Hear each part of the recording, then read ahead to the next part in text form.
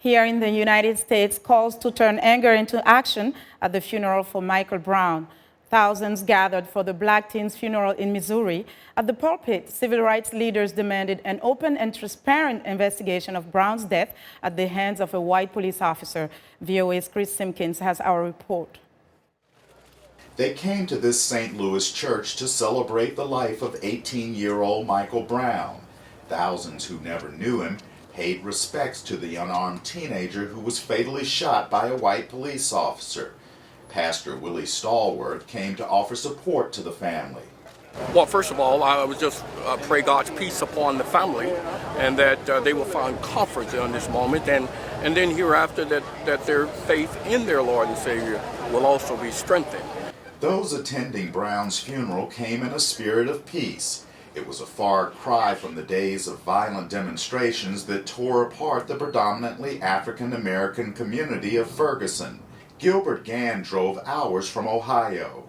This could have been any one of us, so this is the one that hit me the hardest. Violence shouldn't beget violence, but you know there has to be a common ground, a formidable solution to the problem, because you know after a while this thing can happen. It can explode anywhere in America.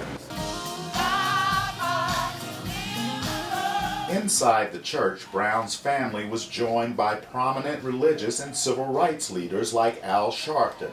Michael Brown does not want to be remembered for a riot. He wants to be remembered as the one that made America deal with how we gonna police in the United States. Pastor Charles Ewing, Brown's uncle, delivered his eulogy. There is a cry being made from the ground, not just for Michael Brown, but for the Trayvon Martins, for those children at Sandy Hook Elementary School, for the Columbine Massacre, for the black-on-black crime. There is a cry being made from the ground. Margot Sweeney says she hopes something positive can come from Brown's death.